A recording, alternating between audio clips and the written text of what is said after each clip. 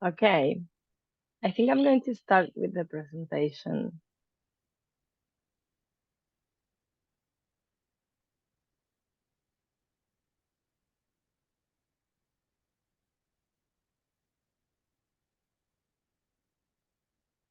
Okay, I think now the interpreters have explained this to everybody.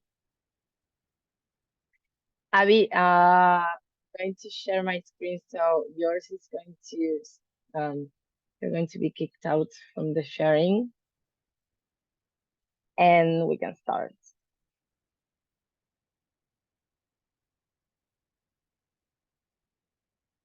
Can you see my presentation? It says Kuchelink. Yes. Yes. Yes, Okay, we can great. see. Welcome everybody, especially our new members. I know there are many of you that are here for the first time, specifically for this webinar, which is amazing. And also, I think it's exciting for the speakers as well, and Dave. Um, so I wanted to give you a brief introduction to Kuchelink and Unfunded List and what we are doing today. So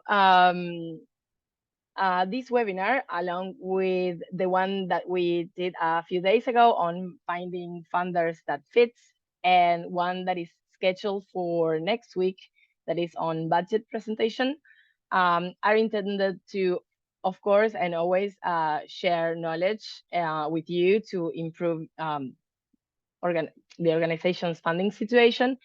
But also, this is a part of a specific initiative that we are conducting right now in collaboration with Unfunded List.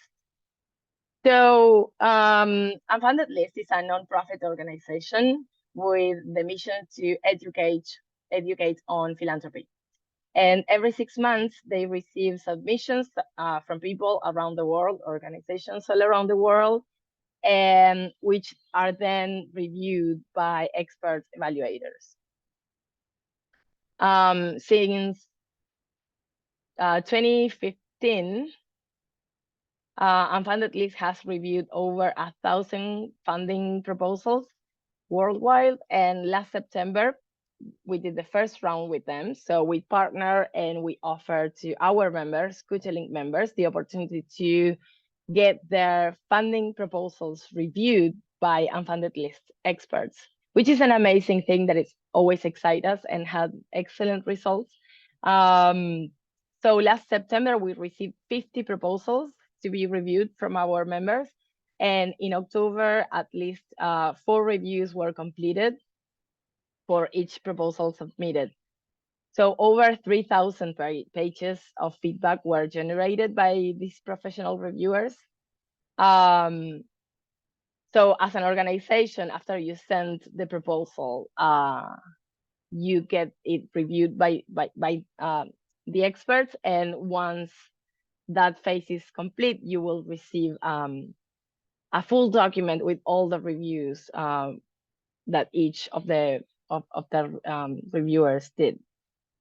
Then in November, each organization received a personalized debriefing of the feedback on their proposal. And I'm saying what happened because this round is going to be very similar. It's just that it's happening now.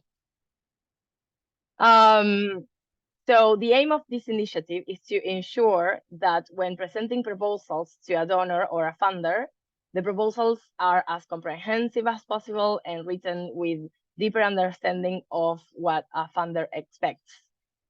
And I will clarify, this is very important just because this sometimes is a point of confusion, that this service that we are offering on this occasion is to assist organizations in the presentation of solid funding proposals. So they have a higher likelihood of success, but neither Unfunded List or Kuchelink operate as donors. So we are not offering funding. I know that many of you, probably most of you know this already, but we've had some confusion in the past with that. And finally, and quickly, before we start with this specific webinar, I wanted to tell you that as a reminder that the next submission period starts in March 15th and ends in March 29th. And so what we recommend you is to assist to this webinar, ask us the questions, have your proposal finalized. So then in this window, you can present the proposal to us. And finally, the steps to submit your application is the first one is to submit your application for review. You have to have a complete organizational profile on Kuchelink. So you have to be a Kuchelink member, but you also have to have your organizational profile quite complete, so we know what your organization is about. We recommend you to attend the 3 webinars that are being held by us and Unfunded List. And in order to send us your proposal for review, you must have attended at least one of them.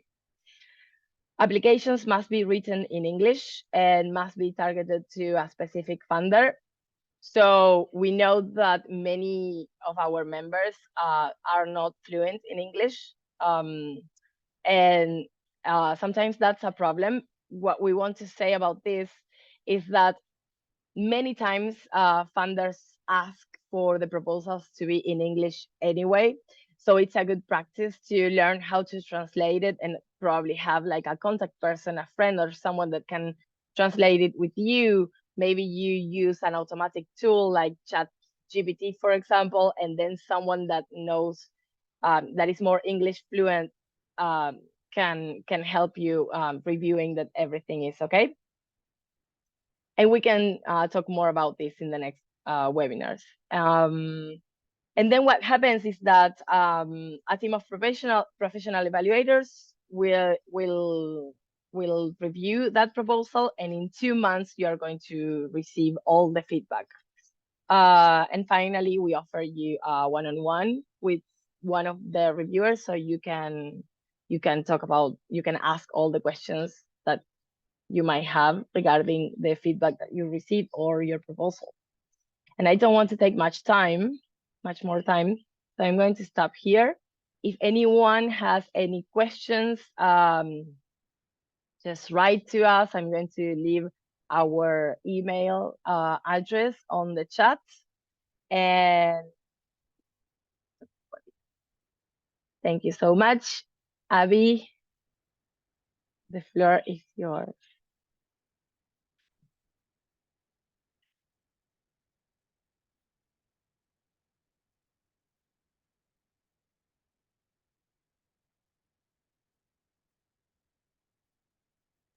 Abby, I think you're muted. Okay. Oh, hello, everyone. Well, thank you, Clara. I thought it was the channel. That's why it took me a while to tell you. Exciting doing the interpretation. Well, welcome, everyone.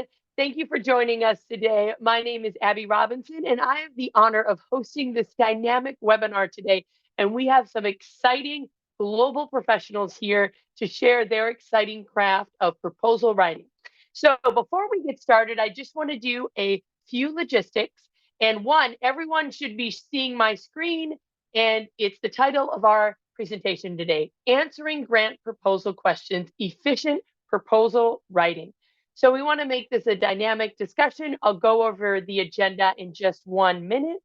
But first, some quick logistics is, as Clara mentioned at the beginning, there is simultaneous translation. You can go under the more settings and pick French, Spanish, or you can remain on our English channel.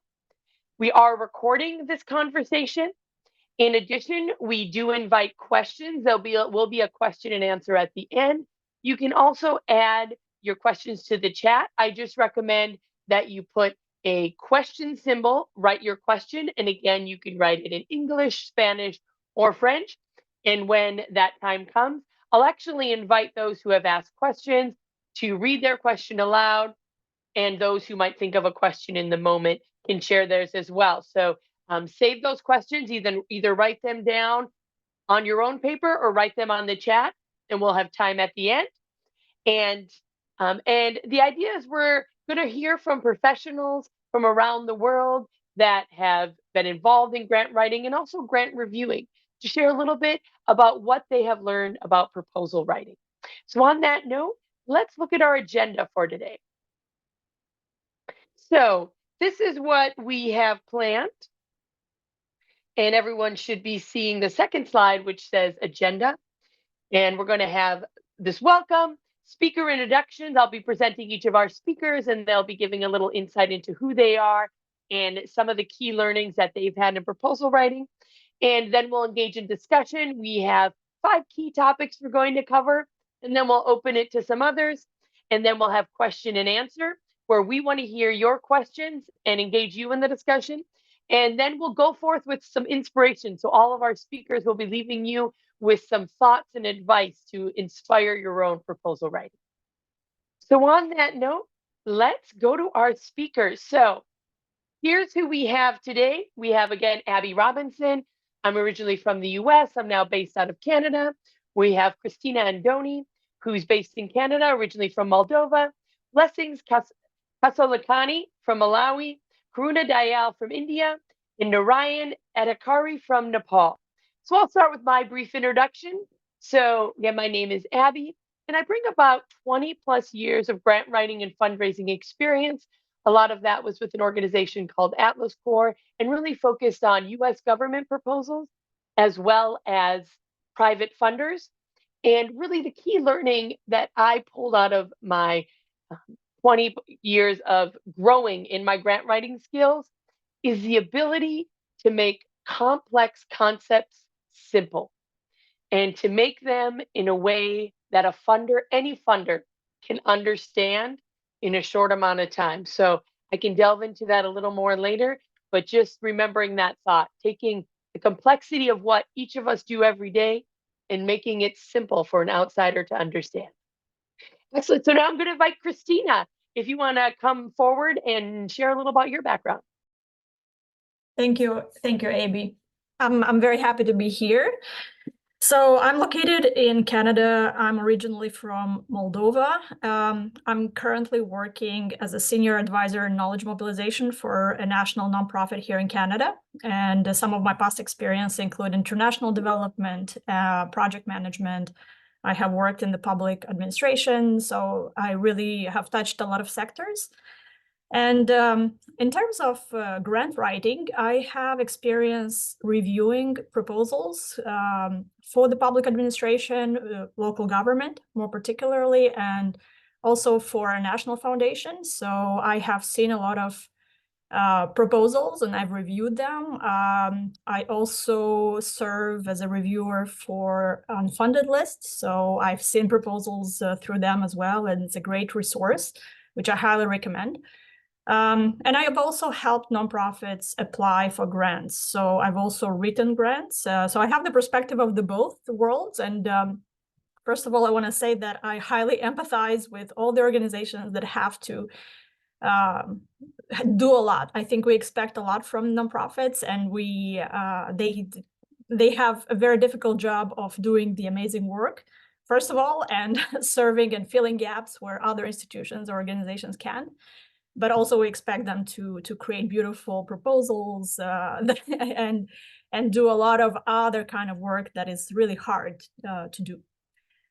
I have seen from my experience, and of course, the disclaimer that I want to give is that there are different kind of funders and there are different kind of organizations, and everything that I kind of say is generalized, of course, for the purpose of this webinar, but it's really a case-by-case situation. And more often than not, I have seen organizations who do amazing work, important work, but it does not translate necessarily into receiving the funds that they need. So great ideas and great work does not necessarily equal funding. And unfortunately, that's how it works. And there are many reasons at stake, and there are things that the organization can control for and cannot, because that's how it works in different kind of spheres of life. That happens when we look for a job, that happens when in different kind of situations, and it happens in the nonprofit world as well. So I think the idea for this webinar is to look into ways of really helping organizations control for the things that they can control and ensure that they develop proposals that are good. And from my own experience, I've seen three main reasons why organizations do not receive funding. Besides, of course, the increasing competition and the limited amount of funds that are available, is the first one is the organization is not really understanding the funders' requirements and the funders' reality in general. That requires, of course, a lot of homework, and it also requires taking a strategic long-term perspective. I highly recommend the nonprofits that I work with of really incorporating their fundraising goals into their strategic plans, and approaching it really from a planning perspective. And I know that a plan is only a plan, but it's very important to have, and it's very important to create a fundraising plan and really put the effort into segment the type of available funders and do a short list at the end, what kind of funders align with each organization's objectives, because there are many funders out there, and there has to be an alignment between what the funders does, what the funders believe in, the type of project that the funders funds, and also with the organization's objectives. So depending what your short-term objectives are, medium, long-term, there can be different funders that could be sought out, and that requires a strategic planning approach. And that kind of leads me to a second reason that I have seen organizations why they don't receive funding, is that many organizations do not build relationships. From a funder perspective, and most funders want to really find opportunities of the best use of their money. So, and it's very hard out there to give money to an organization that you just don't know anything about. It probably pertains more to organizations that are new, but there is much more than an organization can do. It can build relationships with funders, and that kind of is integrated into the strategic planning approach, because you would have a shortlisted funders, and then you'll see based on which funders you want to approach or engage when you will really plan your engagement with them, which is very important. So building relationships with funders, but also building relationships with other partners. I think sometimes organizations just operate a lot of times in silos, and there are different kind of partners that could be sought out, partners that we don't think about, universities, local officials, et cetera. There can be different kind of partners that you never know how things work and how opportunities are created that way. But it's from even a trust building perspective with future funders, hearing about the work of some organization, or it's very important. And it probably it's easier to do and pertains to organizations that operate nationally. So that is definitely easier to do than internationally, but not impossible. So just kind of have a perspective of looking for partners that are not the usual suspects. And the third reason why I saw many organizations not receiving funding is that they simply are not able to tell a compelling story. They either don't have the resources, they many times that probably is more in the realm of small organizations that really have limited resources. And again, I know it's a lot to expect from organizations, but it's about putting the time in. It's an art and a skill, but it's more a skill to tell the story in a narrative way, but also in using metrics. And I know some of my colleagues will speak about it further. There are many resources out there. It comes with experience. It's taking each funding opportunity as a lesson, because if an organization does not receive funding, it doesn't mean that it will never receive funding even from a same funder. It just means that the organization does not receive the funding right now. So it's a learning opportunity, and It's important to have a longer term vision for the organization itself, really understanding their own objectives, what the organization stands for, and see which partners align with that objectives, and build relationships. Sometimes there is a saying that says that ask for money, you will not receive it, but ask for advice and you might receive money. So yeah, ask for advice and talk to as many people as you can and build networks and relationships. And also, my last point is that it's really is a true partnership. I know that funders and grantee relationships are asymmetrical from the start because there is money involved and there is a certain kind of power dynamic that is intrinsic to it. However, funders, they need their partners to exist, and vice versa. It is a symbiotic relationship, and it's important for organizations to be more empowered, know what they stand for, advocate for their work, not assume that things are just understood. And it's important to seek a third perspective on your own work as well, to and approach it as a true partnership. So I think Excellent. This is for me. Excellent. Thank you, Christina. And that's a unique focus beyond just what's on the paper, creating relationships, which we can talk about. So thank you for that intro. And now I'm going to invite Blessings to come forward and share a little about yourself and about your grant writing experience and inspiration.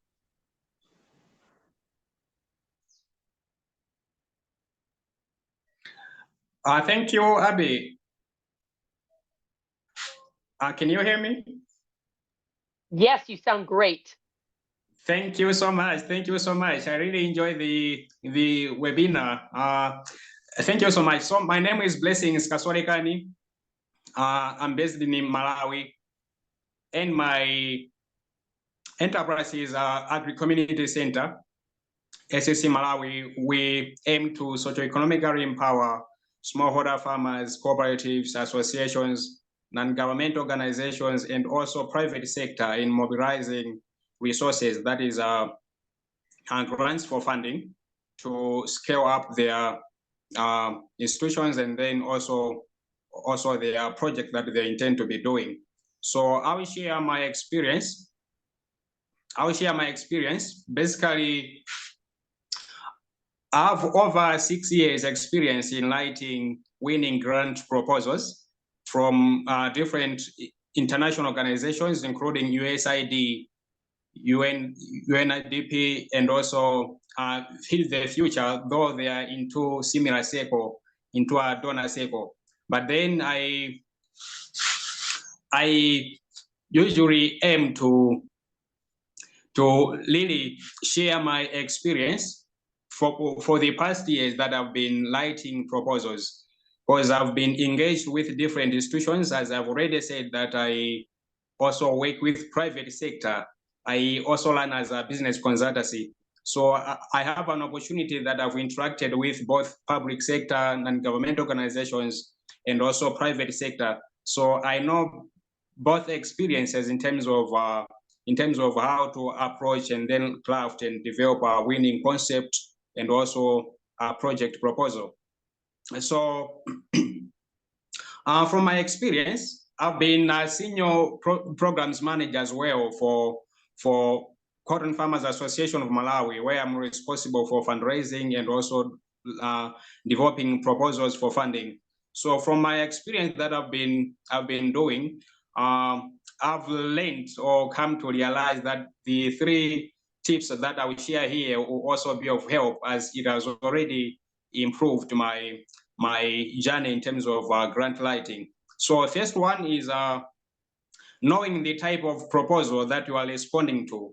I understand there are different types of grants proposals, RFQs. So you need to know what kind of a grant proposal are you responding, because different proposals usually require different approaches. For example, formal or solicited proposals, they usually give you, templates, terms of reference, the areas that they are funding, areas of intervention that you need to focus, their project goals that you need to meet. So there is an solicited proposal or an official proposal where you just respond according to the given title. This one is more like open, so you are able to develop your full proposal, you develop your own template. So you are not confined to the rules or the goals or the projects concepts that are shared. By then you develop your own. So it's really very important to know the type of proposal you are responding to so that you follow the terms of reference if given, you follow the rules, you follow all the guidelines, all the submission instructions. Because usually solicited proposals or official proposals where you receive a notification that you need to submit a request, there are written requests for proposals. Those kinds are in that category of requests for proposals, official proposals. So you need to follow all the rules, all the set guidelines that you've been given, and then you follow all the procedures, the template, without adding or subtracting. You are confined to follow that. So the second point that I want to share as well, that it really has helped me with also the feedback that I usually got from the donor or the funder previously, is on impacts. Okay, the area of impacts when you are writing a proposal is very important. You need to show your impacts by category. You need to indicate social, economical, and also environmental impacts that your initiative or interventions will bring. And more importantly, you need also to include including the statistics or the numbers. If you are talking of impacts, how many beneficiaries, how many direct beneficiaries will the interventions or the project benefit? How many indirect beneficiaries will the initiative or the project benefit? So with all that, you need to include numbers, statistics. If reports are available, you need also to cite. It's very important so that everything you are writing is really giving sense with a backup of reference. So the third point is on feasibility and sustainability of the project that you are writing a grant for. So usually donors, from my experience, I will say that they need, evidence that the intervention that you are sharing is really feasible. You're not just saying or just wishing to do it, but then you have a backup.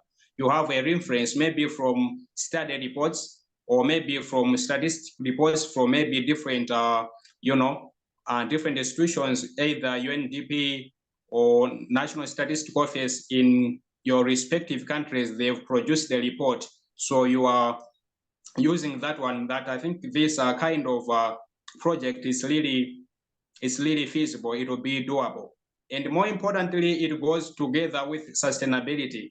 No donor will be interested to fund a project that will end soon after the grant period.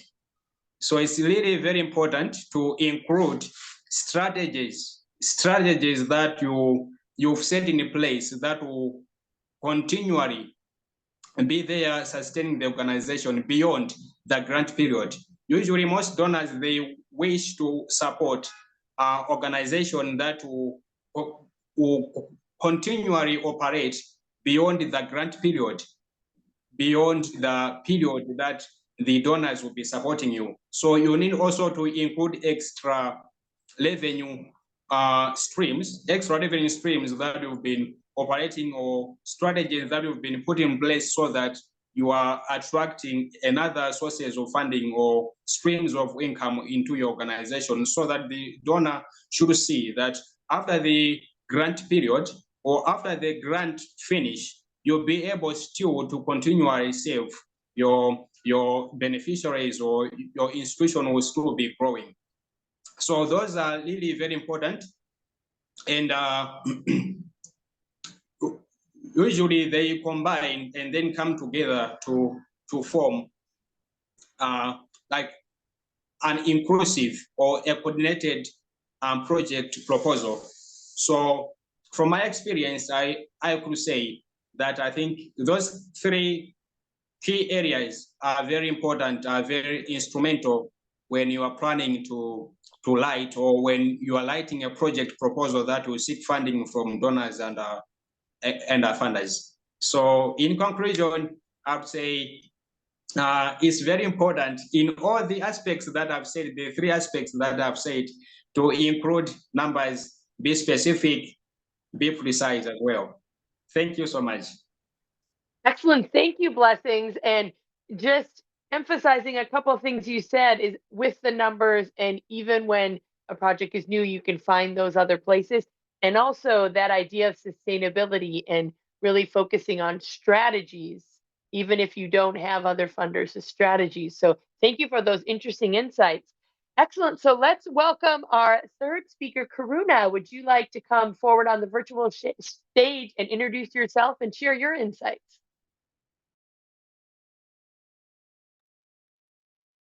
Sure, Abby. Thank you so much. I hope I'm audible and clear to the audience out there. You Thank you sound so great. much for thank you so much for bringing us all together. And very specifically, I work with the technology sector, specifically with an academic institution. My full name is Karuna Dayal. For the audience out there, I carry 17 plus years of experience, and I belong to Mumbai right now, currently in India, working with the Indian Institute of Technology, which is a premier institution in India. And it also gives academic background or academic knowledge to upcoming undergraduates or postgraduates or PhD scholars of our country. Apart from the work experience, I derive pleasure working on the Indian development sector and the international development sector as well. I carry this experience from my own, knowledge base of working in different organizations across the world. There's also the non-profit sector, which has taught me to also work on the ground and bring on that knowledge of storytelling and how to write proposals or grants, for international organizations. Now, this could be on the basis of where you are placed, but I'll keep it more generic so that you understand more clearly and precisely. I derive, experience on the ground as one of the major skills, in writing proposals. While we also talk about metrics and numbers in putting down a good and clear and specific proposal, we also look at the cultural understanding of the groundwork that we've done. I've worked on domains such as healthcare, education, technology. And I've also worked on the other side of the nonprofit sector, that is on the bandwidth of the government. I have done proposal writing and grant writing for foundations and institutions as well. Also UN agencies. So these are a very broad network and bandwidth of stakeholders from where I have raised funds in my previous experience and also in current experience. Coming from an understanding of writing grants, I feel that 3 to 4 clear points should be there in mind while writing grants. One, very specifically, what I have noticed through my grant writing experience in nonprofits and organizations across nonprofits is that people work till the last date of submitting the proposals or grants, which is really not permissible. I think there has to be a clear responsibility and ownership in the team or for the individual who's writing grants. That is a necessity, I feel. That's a must have. Second is, of course, the metrics, plus also the deep knowledge of what you are proposing to be presented on the grant, concept note or a proposal draft. You need to have a clear understanding of what you are going to write about, but also putting it in clear and precise manner in terms of what are you presenting? Is it, for example, children who are suffering from malnutrition, or for example, women who are suffering, with any healthcare needs? It can be anything, but one must know what you're writing about, and also very clear about the donors or the funders ask. It is very necessary to, at the first instance, understand what the RFP, the request for proposal, says and talks about. While we work on different diversities in principle, in different domains, we also need to carry that domain level knowledge while we are in America or Canada or Africa or any of the South Asian nations, or Australia as well. We all have a very rich knowledge and experience in communicating verbally. But when it comes to writing precise grants or proposals, that's where we face that gap or lapse in putting things on a clear note on paper. I'll take a moment to also contextualize it in terms of cross-cultural communication, because good and well-written proposals with a good English, if or any other language that you speak in, really matters most. It also matters how you're communicating that, perspective to the donor. Is it really hitting hard? Does it really make sense? Also, are you managing, some of the projects that you are talking about? Do you have the ground knowledge of it? Do you know your stakeholder on the ground very well? The beneficiaries that Blessings just spoke about, or Christina also spoke about, knowing what the beneficiaries status is, at the other end is very important. And putting that on paper is, your skill, your area of work. So leveraging all those unique skill sets and attributes is most important.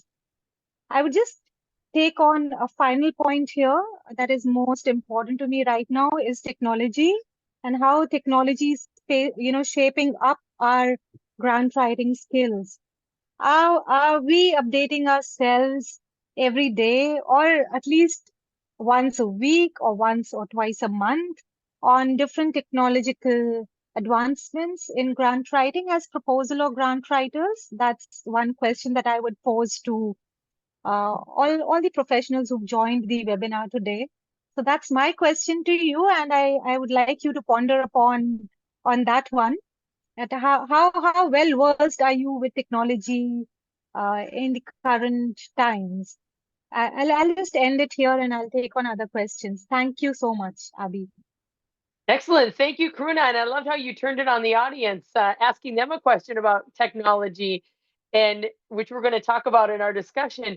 And two other great points about that cultural context, and which included your culture, your beneficiaries, and even the culture of the funder, that really taking that all into context to create a more holistic understanding in the project plan, not just waiting for the deadline, but how do you plan in advance? So excellent things for us to discuss today.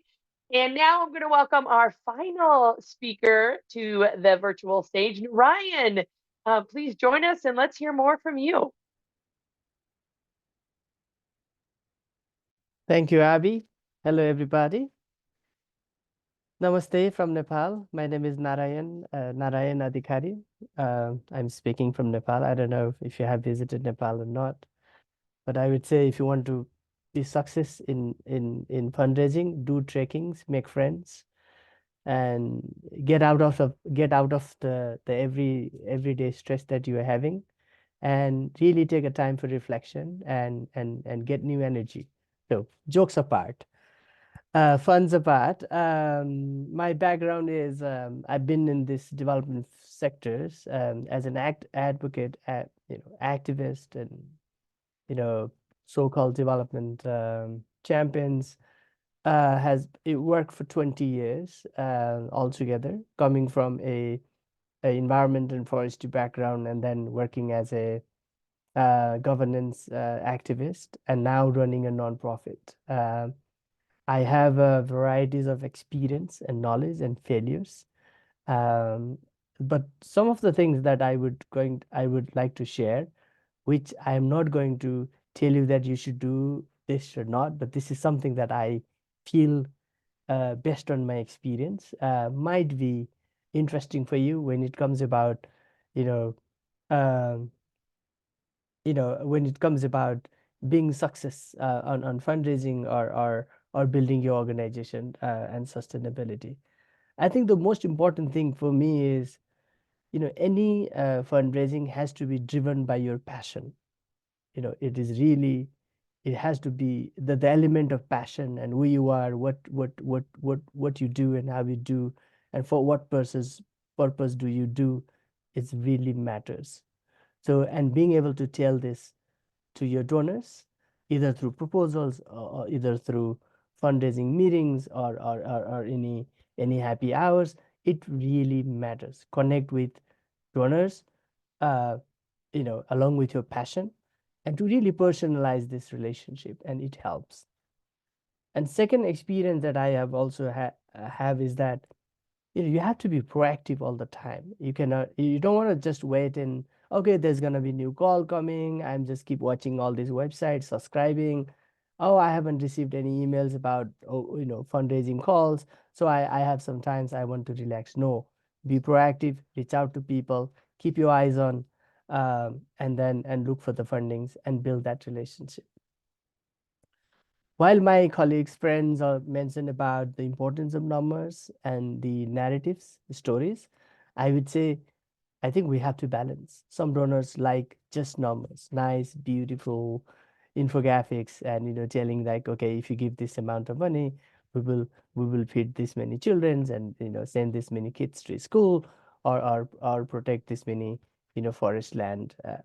But some donors love to hear about the narratives, the what are these local narratives is looks like, and how all those stories and narratives actually is going whether these narratives is going to make a difference or not.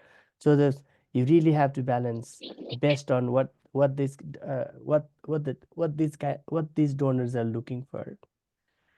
And then there's a common mistake that many people does, and I have been also doing the same. But what I'm learning is, please do not microwave all the time from your leftover. You need to have a new recipe and cook every fresh meal in your kitchen. That means that I have seen a lot of proposals that coming to me, that I have seen, like, some people, they send me the same proposal like 7 years ago, and they're just using, like, they're just like copying and pasting here and there, changing little bit of keywords and synonyms, but the basic ideas and the language is the same. So please do not do that. Every time you have a constant challenge to be innovative and refresh your writings, and stories. And that way it builds your credibility, and it also gives you a unique positions from the donor's eyes.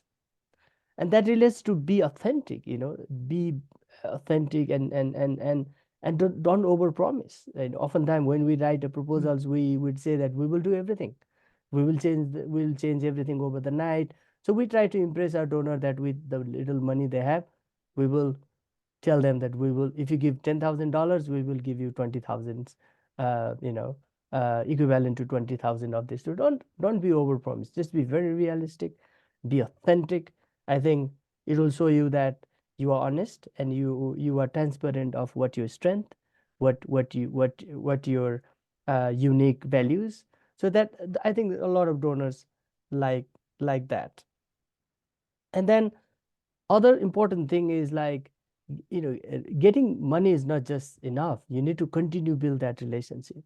So keeping donors on the loop is really, really important, and do not wait to say hello and keep them updated until your like reporting periods. You don't have to wait for that. So keep donor on the loop, make sure that the donors and you have a very friendly and one-to-one and frequent relations and understanding on what you are doing.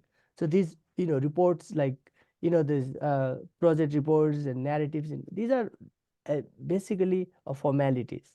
That's part of your financial obligations. So many donors is not going to read a bulky report, so that you are building a constant relationship and keeping them on the loop, and also seeking their advice and how they think we could do better, and if there is a way we can also get connected with other grantees. So we ask every time to the donors that who you are working with, and how, you know, how are they doing, and how big your community looks like. Is there a way we can add value? So you constantly asking and adding values to what you are doing and getting that feedback. And that is actually helping for me when I'm when I'm working to build my organization called Accountability Lab. And then another learning that I have, I also had is like, if you're not confident, and if you're not confident, do not apply. Some people just apply. And I totally agree with Karuna. We are such a like 11th hour minded people. We're busy, and we say my priority is fundraising, but I always apply at the 11th hour, right? Which I'm just counting minutes, seconds, and hours. So if you're not confident, do not apply. So it just builds a different kind of perception from the donors. Oh, these guys keep applying, and he or she doesn't even know what we're looking for, and it will really dismantle your credibility. And regarding about metrics, like what we practice is, as we make a funding matrix, that we have all the records of where we applied, and then we, in every quarter or every 6 months, we do analysis, like where we're good at it, where we're not good at it. Like at some points, the accountability lab, were really good at getting money from the foundation, but eventually we grow, we're bigger, and foundation said, oh, you are now bigger, grown, so we want to focus more to the new startups. But we realized that we needed to learn how to get money from the donors, like governments and other international organizations. So now with this matrix is helping us where we are good at it and where we need to learn more. So with that, I stop here, and yeah, thank you for listening me. And if there's any question, we can definitely discuss. Excellent. Thank you, Narayan. Wonderful insights. And I think you emphasized again about that seeking advice and building those relationships. And I can attest, I've seen Narayan in action and really making those connections and friendships. So we can really talk about that. And now it's more than just transaction when working with funders. It's really bringing people together. And as you mentioned, hiking through Nepal, maybe one way to do that. So thank you for sharing those insights. So on that, now that we've heard some deep perspectives from our speakers, let's get into our discussion. So what we outlined today are 5 key areas, and we're going to deep dive into each of these areas. And then again, we'll open it up for questions from the audience. And I see some people have been asking those, so we encourage those. We're keeping track. And as we talk, one of the questions we had, speakers, if you have any insights into any resources you use, whether there's websites, whether there's networks, we invite you to include those too, because a few of our attendees have asked, oh, where do you go to find that info? So our first discussion topic today is going to be about writing. And Christina, I'm going to welcome you to start first. And essentially what we're interested in hearing from you is, how do you align your language with the interests of the funders? And what are some of the common questions that you have prepared? For example, what are questions that maybe every organization should just be ready to talk about? So Christina, I invite you first, and then we'll invite our other speakers to join in. Okay, I will attempt. I think it's a balancing act, and I would recommend organizations to be as true to themselves as they can be. Like, authenticity matters, and you can see that in applications and in funding demands or requests. I would I'll link it to some of what I mentioned previously, and also some of my colleagues mentioned. Knowing the funder, of course, matters. So it's important to do the homework to understand the kind of things that the funder is paying attention to. Like Narayan mentioned, some are more interested in metrics than others, et cetera, et cetera. So understanding really who are you talking to, but also understanding really yourself, and what Karuna mentioned, really understanding the work that you do, because it's a shame if you are really passionate about the issue and not able to convey that in the application itself. In terms of writing, I would say that do not assume that the funder knows or the person you are talking to understands your reality, understands the reality necessarily of the people that you serve. Try to include the voices of the population that you serve as well in your grant writing. Mm-hmm. I think that's something we don't see as often as I would like, for example. Yeah, it's important to show your commitment. I have known of past, and of course these are anecdotal kind of examples, but I think it speaks, the message behind it is that I've known an organization who applied for a grant and it was asked to interview following the application, and the organization had an attitude. It was not on purpose, but it came with an attitude that even if we don't get the money from you, we will carry on with our work, or we will continue working because we are passionate about the thing that we do, or we believe in the importance of our work. And that actually spoke to the funder, because it differentiated the organization among all the other kind of organizations that applied for funding. Yeah, stay true. I would say stay true to yourself, including if you don't know what is important to the funder, certain things that you can try to do besides, of course, researching online, etc. Speak to past grantees of that particular funder. That always helps. That is something that you can tap into. Usually organizations are open to talk about it, and you can get really insightful information about it, or what kind of things worked. If you are applying for grants or writing applications for years and nothing comes out of it, I would definitely look inside. I would introspect because I think although funding we don't get it for various reasons, but if you are applying the same formula, maybe it's things you need to change. What else?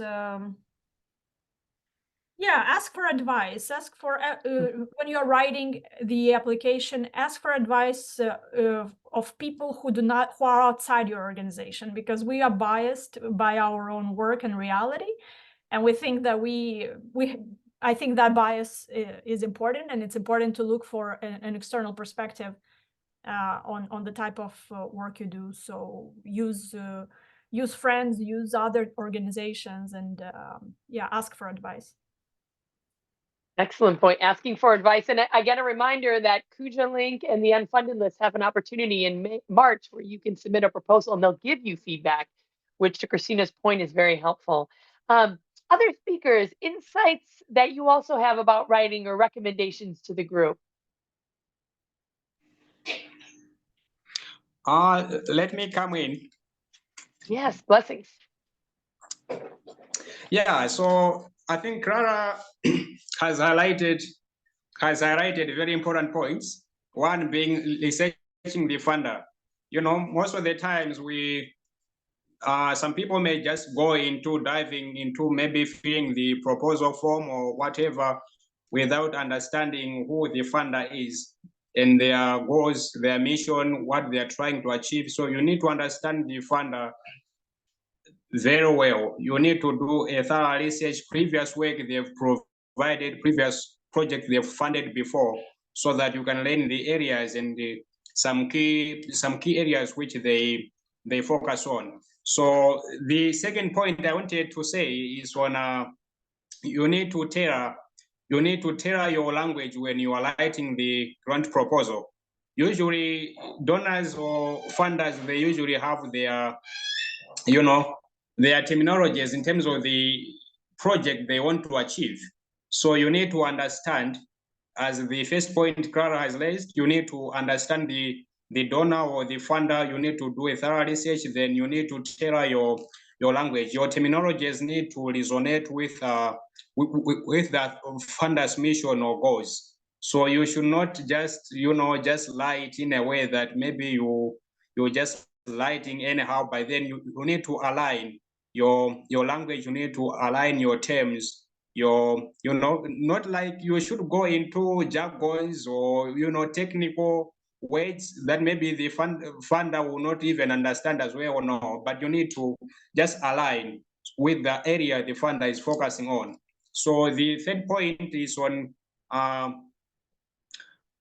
quantifying the impact. I think this one I already said in my area presentation, but then I'll just go to point number 4, which is also the last one. That is, you need to demonstrate. You need to demonstrate your competence. A funder will not be willing to fund an organization which is weak in terms of their team competences. They need an organization which is has a strong team, well qualified, with deep experience, so that when they fund you, their money should be safe. So you need to demonstrate that you are really competent. You have a well qualifying team that will carry out the task very well, will carry out the project very well.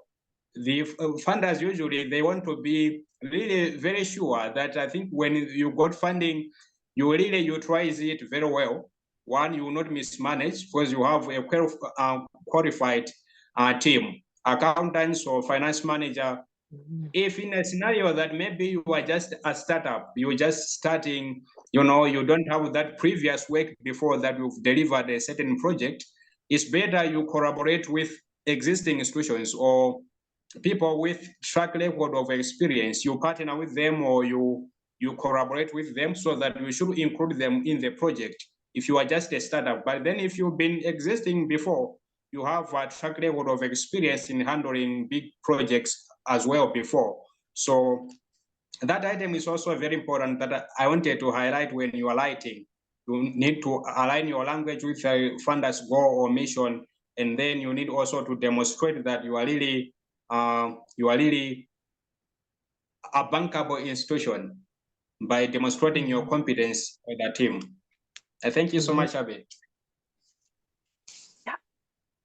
Excellent points. And I think that's valuable to highlight, because some people here may have well-established projects, or some are new, in that team element, being able to demonstrate that your staff, and that is a way, for example, when it's a new project, being able to show we have staff that may be well-established in the community, or, for example, you mentioned have high competency in managing finances. So there's other elements beyond just what your project or program is doing, in that you're establishing that credibility. So that's a very good reminder, that being able to demonstrate that our team has the credibility in the community, the competency to do this. So that's part of that relationship building. Excellent. So I'm going to expand this question of writing, because part of the writing process goes to our next question, which is metrics. And metrics are often the numbers, the indicators. And I'm curious hearing from our speakers, and I'm going to invite Narayan to speak first. And I'm especially interested, Narayan, we have our questions here. Or what are some of the metrics you utilize? And I know you've been with Accountability Lab for many years, from essentially, I'm curious in how the metrics have evolved, even from the beginning, what metrics you were using with the programs team to now. And we'd love to hear your insights on metrics and what recommendations you may have for our audience. Thank you, Avi. I think this matrix is not something I really enjoy while, writing grants, although sometimes you don't have a choice. However, there are a few tools which are very traditional and everybody knows it. For example, SWOT analysis is always helps.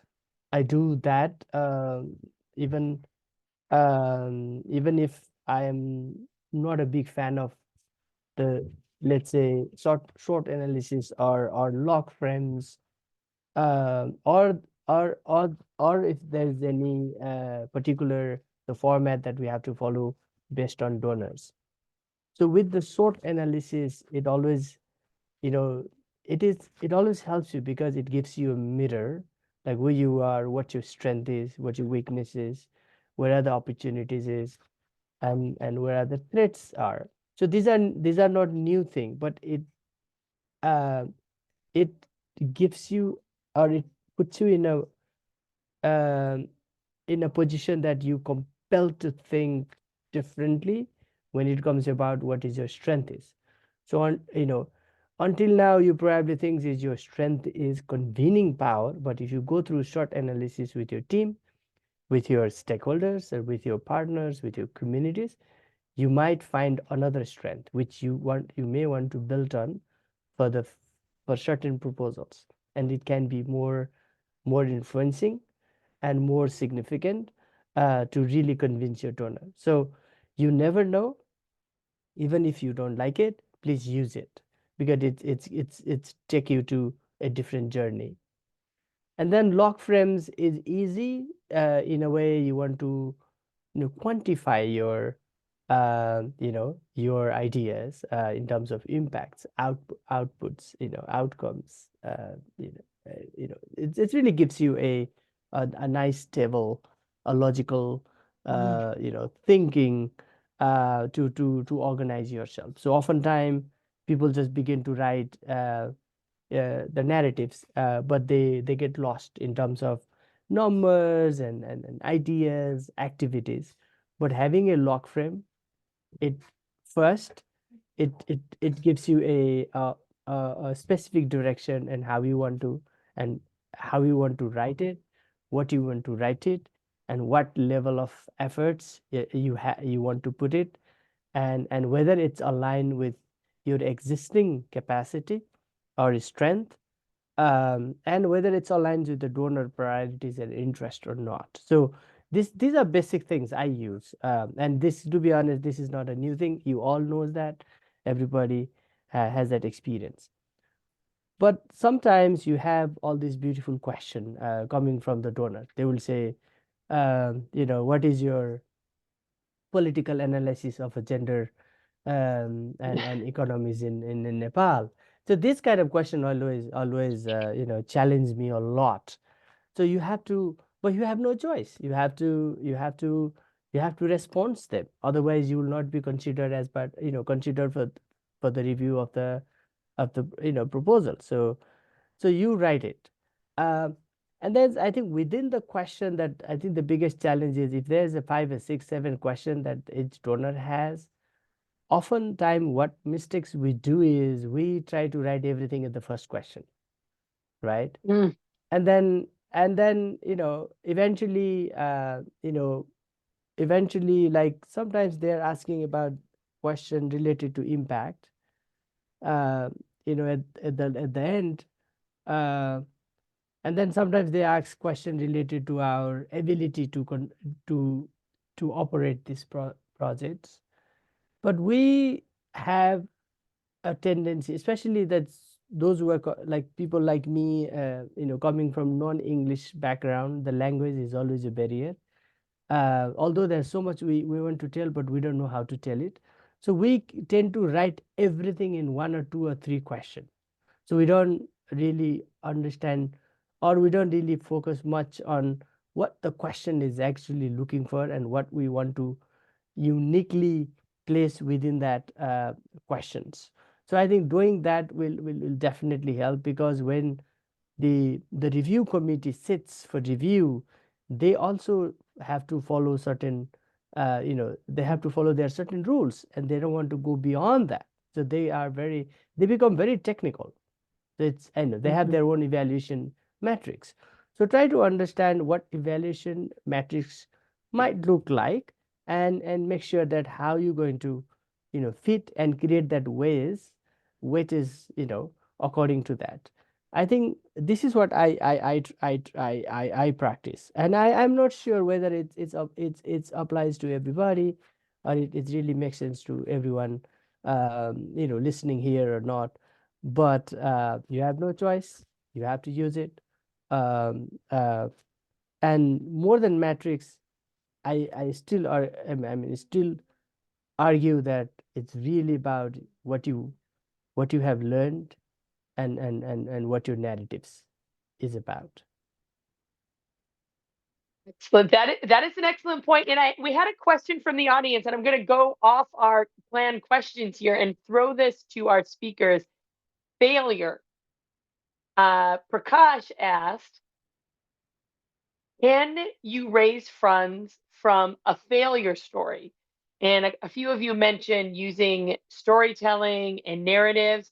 And do any of our speakers have any example of how they utilized when they did not have a success to share and were able to utilize that to build relationships to raise money? I can jump in I would like here. to take Sorry. that. Yes, Go ahead. Go ahead, Karuna.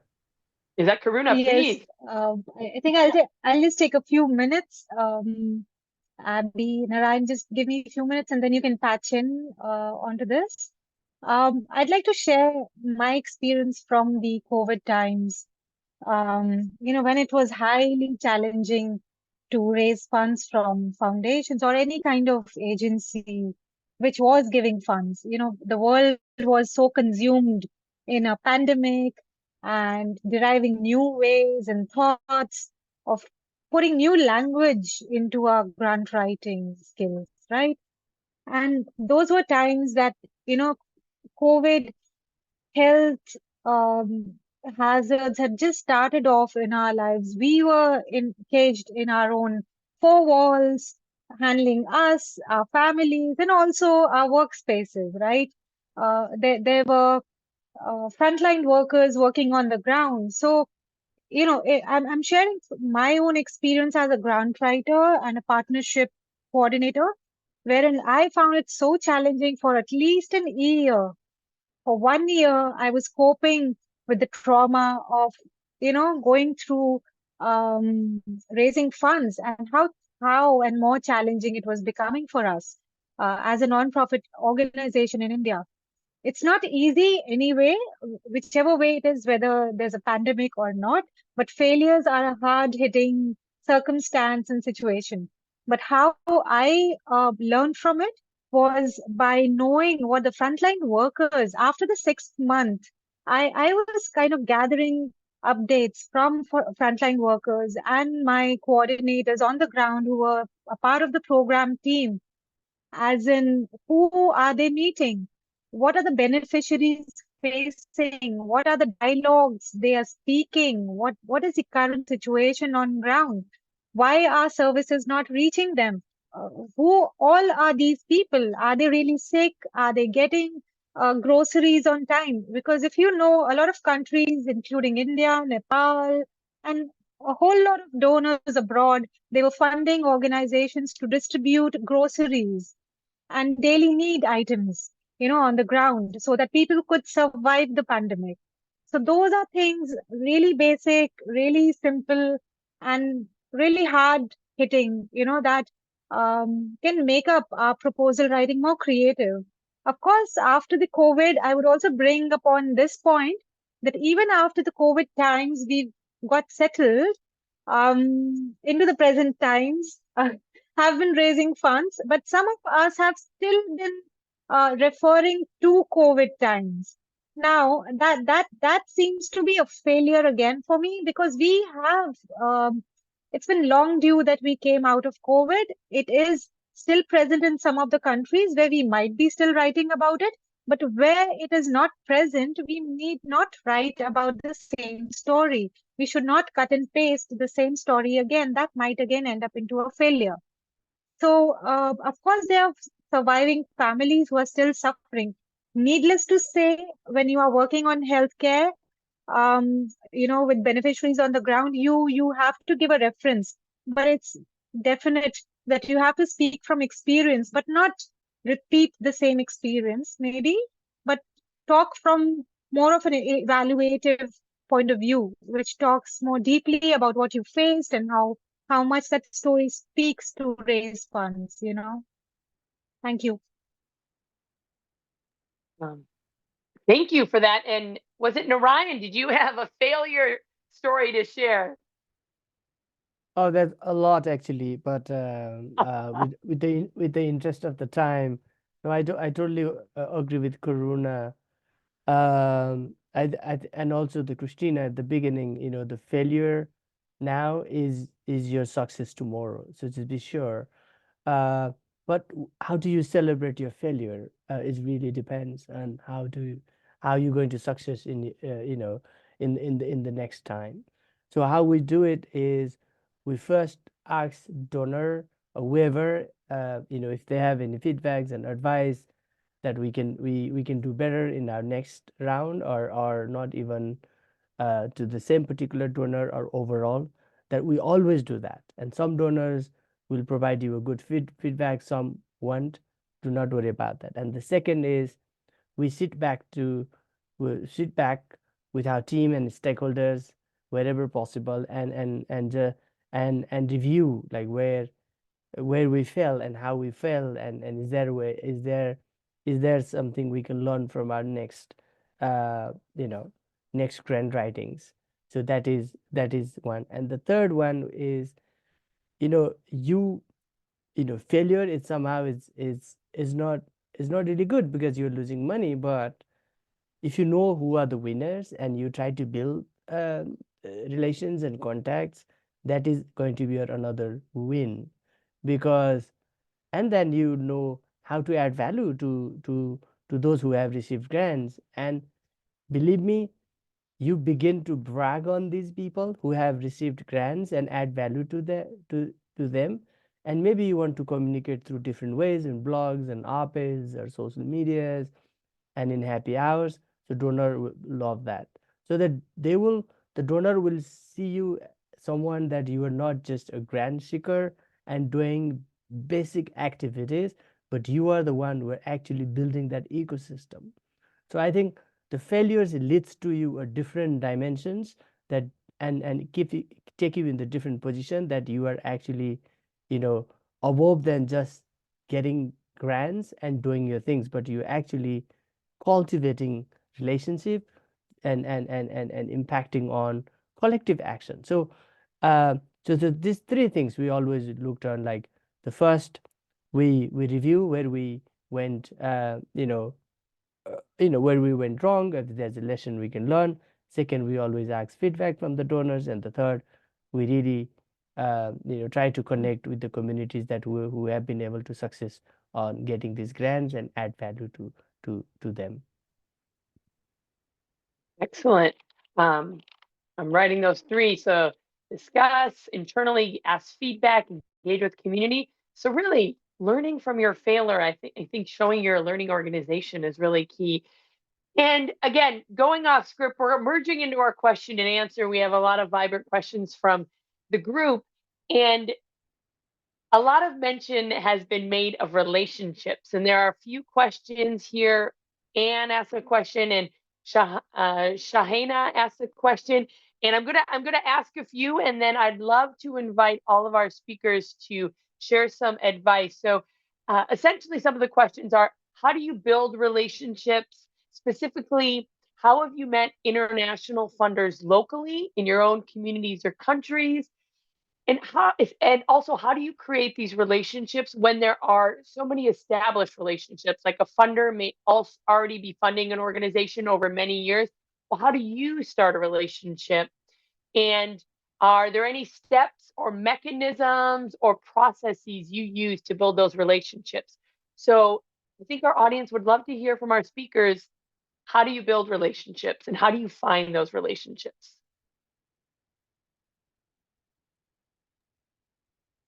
I can start giving my perspective. I've seen some questions also related to that. What to do when a funder funds an organization and not the other. And it's true. Sometimes it's about connections, and it's true.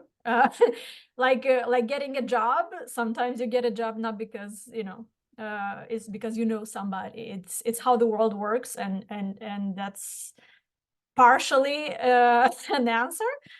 But there is a lot of things that you can do. I think it's important to look at it as from a more empowered perspective. I think it matters, and I think an organization can do more. It's also I mean, at the end, it's a matter of choice. Like, do you just say, oh, the world is unfair and I'm you know, that's how which is true. Or you can do, you know, just change a bit the attitude and approach it from a different kind of angle and see what else can you do, because things always change and things, you know, if a funder funds an organization doesn't mean is going to fund that organization forever, or funders are also learning. Things are also changing on the funder and philanthropy side as well of doing things. So we live in a constantly changing world. So funders also look for more diversified partners and other kind of partners as well. So it happens. But you as a new organization, well, building relationship takes time. It's important to have a very good intention about it. And just, you know, keep on trying, but be mindful of the funder as well. You can reach out, of course, for advice as a starter. You can maybe ask if you could include the organization into your newsletter or other kind of communications that you provide. Just kind of have a touching, you know, just touch, have a foot on the ground with that, just a starter with that funder. You can ask them for an informal interview, to meet with them, to just kind of discuss, invite them to your own events, that helps, or other kind of activities that you do. You can always invite them to come and, you know, learn from your work on the ground. That I think many funders are open to that, especially those who are in your geographical location. I think it's a bit difficult for the international partners. However, internationally, I would also tap into networks of, let's say, Peace Corps volunteers in your country, because they might know somebody, and that's kind of, you know, just think who would be more internationally, maybe people with international networks in your location, and maybe through them you can tap into other kind of networks. So that's why building partnership with other people, institutions that are not necessarily your nonprofit or other kind of nonprofit similar to you, that can be an option. So I'll stop here and let my colleagues speak as well. Excellent. Relationships. Who else has some insights?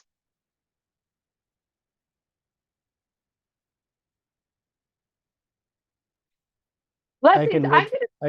Oh yeah. You know, I'm going to take Blessings quick, because Blessings had some experience getting USAID, UNDP money. And I was curious if any of that came from relationships on the ground in Malawi, and what you've learned or what you've seen maybe some of your peers do with building some relationships on the ground. Thank you so much, Abby. From my experience, I think we did find those kind of engagements during, you know, workshops that we've been attending. So I think it's important, as already stated by my colleague, that it's important to be attending some workshops or seminar, and then you interact, you network, so that you exchange some numbers. And also, it's better to be engaging a lot with social media. And then there are some key funders like USAID and then these UN agencies, which they usually put on their websites if they are interested in any private sectors or non-government organizations to apply for grants. So from my experience, you know, because usually funders, they are connected in one circle. I can put it in that way, that they are connected in one circle, and they know each other. Sorry for the noise. They know each other. So for the USAID, I've come to know that if they are funding an organization, they want to know your previous track record. Have you received any grant before from any donor? Because they know each other, like they are into one, you know, one pool. So they usually want to know that, because they want to know your previous experience. If you really did a good job, or maybe you did misbehave, you plundered the resources. So in terms of how to maintain a good relationship with funders, I think it's For those that have received grants before, it's very important to utilize the grant very well, and then the relationship keeps growing when you are delivering the intended results. Otherwise, I think it's really hard just to build a relationship by weight, but you need to build the relationship by the works that you were supposed to do, and then you deliver it competently on ground. I should also mention that I think with USAID, they are connected. Recently, I was working on certain proposal for USAID. By then, they are funding another institution, CIMIT. I'm not sure if others might know it. Yeah, so they are funding CIMIT, and there is also Feed the Future, which they are helping. But then at the top, it's a USAID giving the funds. So we've received funding before from USAID, and then what they want to know is how did you utilize your previous grants? Okay, since when you're also applying with USAID, I've come to know that they usually request you to give, they say you unique identity number, which you need to register with them. And then when you are applying for a proposal, you put that number, that unique identity number on the application. So they punch that number to see if you received any grant before. So if you did a bad job, it means next round you want to get any funding. Yeah, so in short, I can say that. Thank you. Excellent. Great insights. And I know we're nearing the end. So I think that relationship piece, I think finding those networks, like Christina mentioned, Return Peace Corps, there may be different embassies in the country, or it's a small world of funders. So as Blessings was mentioning, with like the USAID, the UNICEF, the international NGOs, looking for those connections, inviting people for advice, inviting them to get involved, inviting them to join your newsletter, for example. So think about how you can build those relationships, both in person and virtual. And so in about 30 seconds, I'm going to invite our speakers who have done an amazing job to give kind of their closing remarks, like a closing piece of advice or inspiration that's going to send our attendees forth energized with our conversation. And before we do that, I just want to highlight a few pieces. There were a lot of great questions. One, there were a few about research. There actually was a previous webinar focused on research, so see Kuja link for that recording. And then about numbers, there actually is a future webinar about budgeting. So please see Kuja link for updates about that. So on that note, I'm going to invite our speakers. Again, we'll do the same order as we started to give their closing remarks. I want to thank everyone for joining us and really to encourage you on your journey, and that there's going to be, as we discussed, a lot of failures, but it is worth it to continue supporting what you're doing. And when you get that success, it is going to be inspiring. So keep looking toward that future and keep collaborating and looking for advice within your network. So on that note, let's hear our closing inspirations from our speaker. And Christina, we'll turn to you for your closing remarks. Yeah, best of luck. I think our organizations are, as I said in my opening, are dealing with a lot of things, and are doing the work, and also carry the administrative burdens. So kudos. It's not easy. My advice is to approach any kind of relationship as a true partnership. You have as much to offer, maybe more. And actually, I think more than just money. It's a reciprocal relationship. Yeah, be empowered and tell your story. Also, of course, being empathetic with the funder, because each funder has their own reality as well, and constraints, and we live in a very imperfect world as well. And be mindful of that, and yeah, try to be a problem solver, which you are on the ground, but also with the funder as well. Excellent. Thank you. Blessings, your closing thoughts. Thank you so much. I think it's been a really wonderful session. I think I've really learned a lot as well. The interaction was amazing. And then my closing remarks is to continuously learn. The writing of grant proposals, sometimes, you get a bad feedback, but then it's not a bad feedback. You need to learn from the feedback. You keep improving, you continuously learn. you get, you register for paid up trainings on grant writing or workshops you attend. And then there are also other funders, which usually they start to train you first before you receive the funding. And then you can also plan to attend or plan for, a training that equips you to improve continuously regarding to proposal writing. So what I can just say in conclusion is to continuously learn, continuously improve on how you can approach and then write grants winning proposals. Thank you so much. Excellent. Karuna, your closing thoughts. Thank you, Abby and my colleagues here. I think I'm going to focus more on also showing sustainability as the first point. It's so clearly demonstrable during current times.